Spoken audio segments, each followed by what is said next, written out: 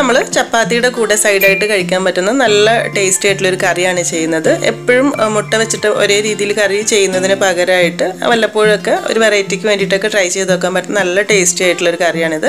അപ്പോൾ ഇതെങ്ങനെയാണ് ചെയ്യാന്നുള്ളത് നോക്കാം.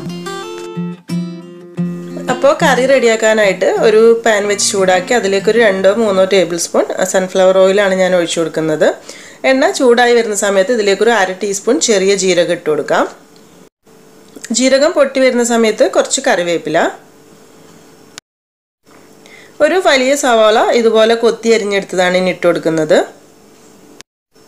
ഉള്ളിലേക്ക് പാകത്തിനുള്ള കുറച്ച് ഉപ്പും കൂടി ഇട്ട് കൊടുത്തിട്ട് നന്നായിട്ടൊന്ന് വഴറ്റിയെടുക്കുക. അത്യാവശ്യം നല്ലൊരു ഗോൾഡൻ ബ്രൗൺ കളർ ആയിക്കോട്ടെ കേട്ടോ, അതാണ് ഈ ഒരു കറിക്ക് നല്ലത്. നന്നായിട്ടൊന്ന് വഴന്ന് വന്നോട്ടെ. ഒന്നങ്ങ് വഴന്ന് വരുന്ന സമയത്ത് ഇതിലേക്കൊരു 1 ടേബിൾ സ്പൂൺ ഇഞ്ചി വെളുത്തുള്ളി പേസ്റ്റ്, രണ്ടും കൂടെ 1 ടേബിൾ സ്പൂൺ മതി കേട്ടോ. അപ്പോൾ അതുകൂടെ ചേർത്തിട്ട് നന്നായിട്ട് പച്ചമണം മാറി വരുന്നൊന്ന് വഴറ്റിയെടുക്കണം. അതിൻ്റെ കൂടെ തന്നെ കുറച്ച് പച്ചമുളകും കൂടി ഇട്ട് കൊടുക്കുക. ഒരു 2-3 പച്ചമുളക് ഒന്ന് മുറിച്ചിട്ട് ഇട്ട് കൊടുക്കുക.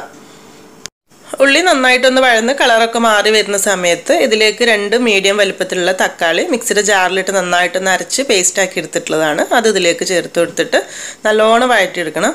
അതായത് തക്കാളിയുടെ ഒരു പച്ച ടേസ്റ്റൊക്കെ മാറി അതിലത്തെ ഒരു വെള്ളത്തിൻ്റെ അംശമൊക്കെ മാറിയിട്ട് എണ്ണയൊക്കെ തെളിഞ്ഞ് വരുന്ന അതുപോലെ നന്നായിട്ടൊന്ന് കുക്കായിക്കോട്ടെ.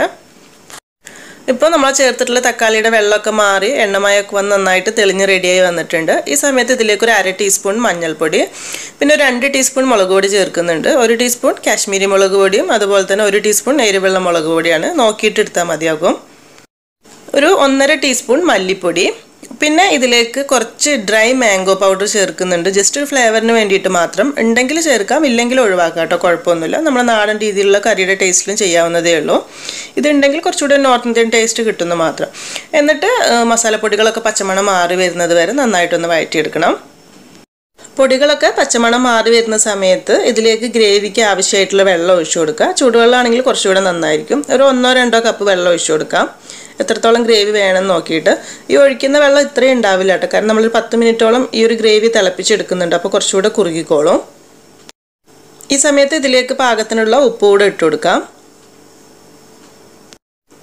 ഈ ഒരു ഗ്രേവി ഇനി ഒരു 5-6 മിനിറ്റ് ഗ്യാസിലിരുന്നൊന്ന് തിളച്ച് വരട്ടെ. ആ സമയം കൊണ്ട് ഇതിലേക്ക് നമുക്ക് ചെറിയൊരു ഓംലെറ്റ് റെഡിയാക്കി എടുക്കണം. അതിനായിട്ട് 2 മുട്ട സാധാരണ ചെയ്യുന്ന പോലെ തന്നെ കുറച്ച് സവാള കൊത്തി അരിഞ്ഞത്, ഒരു പച്ചമുളക്, കുറച്ച് ഉപ്പ്, കുരുമുളക് പൊടി വേണ്ടവർക്ക് അതും കൂടെ കുറച്ചിട്ടിട്ട് നന്നായിട്ട് മിക്സ് ചെയ്തിട്ട് നമ്മൾ സാധാരണ ഓംലെറ്റ് റെഡിയാക്കുന്നുണ്ടല്ലോ അതുപോലെ തന്നെ ചെയ്തെടുക്കാം.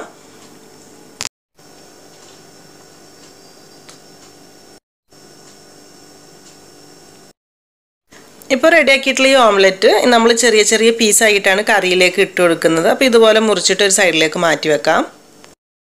ആദ്യം നമ്മൾ തിളയ്ക്കാൻ വേണ്ടി മാറ്റി വെച്ചിട്ടുണ്ടായിരുന്ന ഗ്രേവി അത്യാവശ്യം തിളച്ച് പാകമായി വന്നിട്ടുണ്ട്. ഈ സമയത്ത് ഇതിലേക്കൊരു 1/2 കപ്പ് ഫ്രോസൺ ഗ്രീൻ പീസ് ചേർത്ത് കൊടുക്കാം. ഫ്രോസൺ ഗ്രീൻ പീസാണ് ഈ ഒരു കറിക്ക് കുറച്ചുകൂടെ നന്നായി തോന്നുന്നത്. ഇനി അതല്ലാന്നുണ്ടെങ്കിൽ സാധാരണ ഗ്രീൻ പീസ് വേറെ ഒന്ന് വേവിച്ചതിന് ശേഷം ഇതിലേക്ക് ഇട്ട് കൊടുക്കാം. അല്ല, ഇനി ഗ്രീൻ പീസ് ഇല്ലാന്നുണ്ടെങ്കിലും കുഴപ്പമൊന്നുമില്ല. നമ്മൾ ഈ ഒരു മുട്ട ഓംലെറ്റ് റെഡിയാക്കുന്നുണ്ടല്ലോ, അത് ഗ്രേവിയിൽ വന്നാൽ തന്നെ നല്ല ടേസ്റ്റ് ഉണ്ടാവും. പിന്നെ ഇപ്പോൾ ഈ ഒരു ഫ്രോസൺ ഗ്രീൻ പീസ് ആയതുകൊണ്ട് തന്നെ ഒരുപാട് സമയമൊന്നും വേണ്ടി വരില്ല. ഒരു 5-10 മിനിറ്റ് ഗ്രേവിയിൽ കിടന്നൊന്ന് ചെറിയ തീയിൽ തിളച്ചോട്ടെ. അങ്ങനെ ഗ്രീൻ പീസൊക്കെ തിളച്ച് പാകത്തിന് വേവായി വരുന്ന സമയത്ത് നമ്മൾ റെഡിയാക്കി വെച്ചിട്ടുള്ള ഓംലെറ്റിൻ്റെ ചെറിയ ചെറിയ പീസുകളുണ്ടല്ലോ അത് ഇതിലേക്ക് മൊത്തത്തിൽ ഇട്ട് കൊടുക്കാം. എന്നിട്ട് എല്ലാ ഭാഗത്തേക്കും ഗ്രേവി എത്തുന്ന രീതിയിൽ നന്നായിട്ടൊന്ന് മിക്സ് ആക്കി എടുക്കുക. ഒരുപാട് മുട്ട ഉടഞ്ഞു പോകുന്ന രീതിയിൽ ഇളക്കി എടുക്കണ്ട. പിന്നെ ഈ ഒരു കറിക്ക് നല്ല ലൂസായിട്ടുള്ള ഗ്രേവിയുടെ ഒരു ആവശ്യമില്ല, തിക്കായിരിക്കുന്നത് തന്നെയായിരിക്കും കേട്ടോ നല്ലത്. അങ്ങനെ ലാസ്റ്റ് ഇതിലേക്ക് 2 നുള്ളു ഗരം മസാലപ്പൊടി തിളച്ചുകൊണ്ടിരിക്കുന്ന സമയത്ത് ഇട്ട് കൊടുക്കുക. അതുപോലെ തന്നെ കസൂരി മേത്തിയുടെ ഫ്ലേവർ ഇഷ്ടമാണെങ്കിൽ കുറച്ച് കസൂരി മേത്തി ഇതുപോലെ ഒന്ന് ചൂടാക്കിയിട്ട് കയ്യിലിട്ട് പൊടിച്ചിട്ട് അതുകൂടെ മേലെ ഇട്ട് കൊടുക്കുകയാണെങ്കിൽ നല്ല ടേസ്റ്റി ആയിട്ടുള്ളൊരു കറിയായിട്ട് കിട്ടും. ലാസ്റ്റ് എന്നിട്ട് ഇതിൻ്റെ മുകളിലേക്ക് കുറച്ച് മല്ലിയില കൂടെ ഇട്ട് കൊടുക്കുക. എത്രത്തോളം ഫ്ലേവർ വേണമെന്നുണ്ടെങ്കിൽ അതിനനുസരിച്ചിട്ട് ഇട്ട് കൊടുത്താൽ നമ്മളെ കറി ചൂടോട് കൂടെ തന്നെ സെർവ് ചെയ്യാവുന്നതാണ്.